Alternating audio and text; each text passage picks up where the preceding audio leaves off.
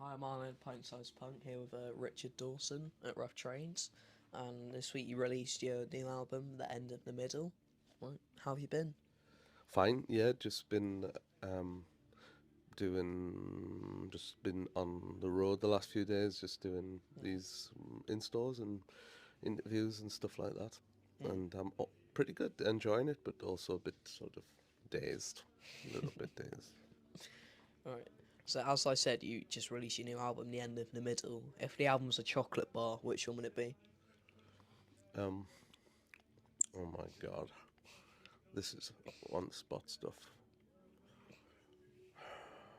Okay, bear with me. If it were a chocolate bar,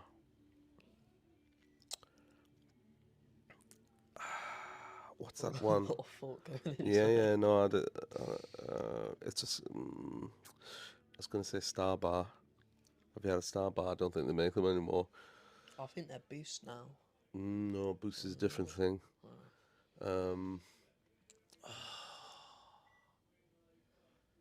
I want it. What's like? Do you know what it is? It's not a chocolate bar. It's I had one yesterday. Snickers ice cream. Fair enough. Why is that? Why is that? I don't know why. Because it's the one that popped in my mind. I like that bar. Maybe Fair. Starbar. First thought, best thought. Starbar. Starbar. Alright, so the album's about 7 generations of one family, and you see the same events and themes crop up. So was that intended when you first started writing, or did it you just kind of notice it along the way and kind of make the story? Yeah, no, when I think like the first thing is like a idea that I wanted it to be very domestic, and so the setting came quite quickly. At first, I thought it would be just within one generation, so different characters around the family as well. Maybe there was a song floating around about a landlord, for instance. But then, as I went on, I sort of realized that actually to talk about the things I was trying to talk Mm, about, it needed to happen over a much wider amount of time, and so it kind of occurs over three and maybe you could even say four generations of perhaps the same family, mm, maybe different ones, but perhaps the same. mm. Right. What lyric on the album are you proudest of? Um, that's a good question. I'm really proud of the song "Removals Van." Um, like not so much a specific line, but the structure of that one. Mm, I'm trying to think of some lines that I really like. There are some. Um, Let me just go through the songs in my mind. Uh, um, what was it? Sorry, it's terrible for a video. Um, mm, Hang on. Oh, some of the lines in "Not," mm, like the there's not much flashy on the album, but there was some like good wordplay on that, mm, like this what was it my oh, what the hell is it purse full of bile whose drawstrings are this cheery smile is a quite mm, a snappy line, and maybe some other lines in that about the Labrador, and oh, I really like an eagle owl swoops an inch above the ducking guests. The feathered, it's the feathered cleaver of its wing hews our breath, or something mm. along those lines. Yeah. Right. If you could choose another artist to cover a track from the album, who would it be, and what song would they cover? From this album, Yeah. mm, maybe oh, hmm, maybe like I don't know, like the Sun Ra Orchestra, Mm, maybe doing like hmm.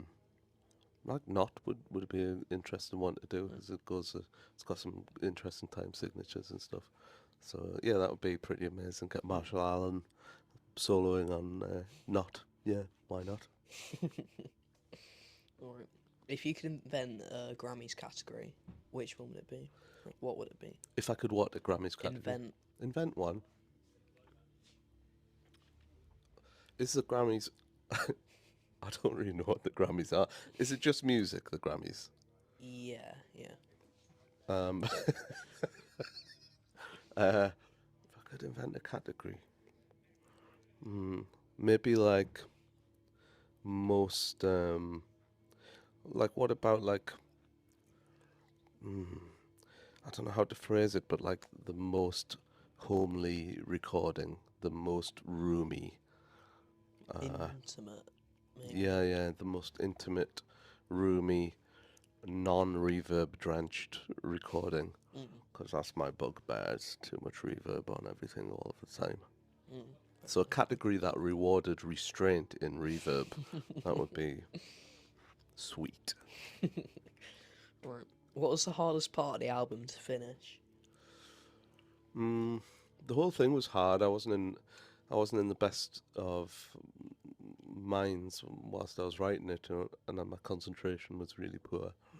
So it was quite a slog, and it continued to be that way.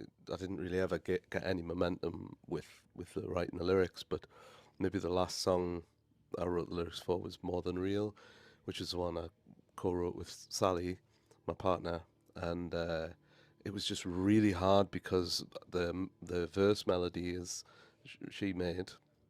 I made the chorus melody, but consequently the shape of the melody is like her shape. It's kind of not something I would naturally arrive at, and I just found it really hard to fit any good lines in there at all. Like I knew what the structure of the song was, I knew what the topic was, but I just could not get the lines right. It took a long time, like getting there with it. Got there in the end.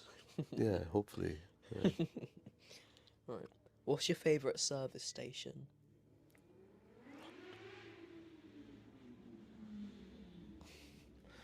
Do a lot of people say Tibet? Yeah.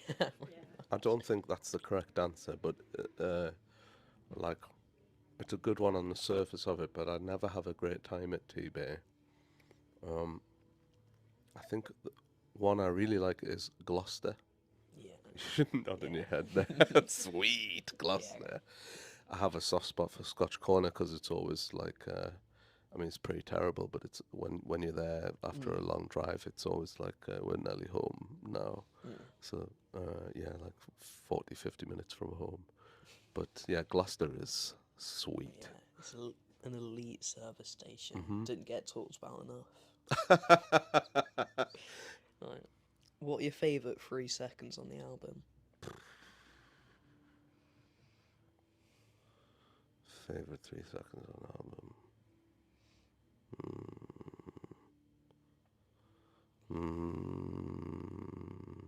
Maybe when Sally's voice comes in on this last track. It has such a nice effect. I'm still feeling that effect. It'll wear off, I'm sure. I'm not going to listen to it much more now. But you know how the first couple, 2, 3 times you hear something, it's like you might get an effect off something, and then it diminishes. I'm still getting this like of Sally's voice entering. Right. So last time I spoke to you, you gave me, you recommended the Earthsea books to me, which I've been reading and really enjoying. Oh, cool. So I was wondering if you had any other like book, film, or music recommendations. Yeah. Where are you up to with the Earthsea books? I'm like 3/4 through the first one. Okay. I mean, It's really unusual. Yeah, I mean, keep going with them. I think they get better and better. 2's amazing. 4 is incredible. Yeah, other books. I mean, her other books. I really enjoyed The Word for Wilders Forest by her. Once you're through Earthsea. Excuse me. I'm trying to think now. I was thinking about Chinua Achebe today. This book, Things Fall Apart. I read that when I was like 20. Maybe save it for a while. It's a bit, it's pretty bleak. We saw the play of that last year. Did you? was it? No. Things Fall Apart. Oh yeah. Okay. Which one was that? Never mind. But maybe like Or did you read like the Philip Pullman books, his Dark Materials? I think so. I've read one of them. They're good. They would be like, yeah. Maybe there's a kind of influence from Ursula Le Guin on those. I'm trying to think what else. Like, do you like sci-fi and stuff? Yeah, Must- yeah. I like the Uh, June books.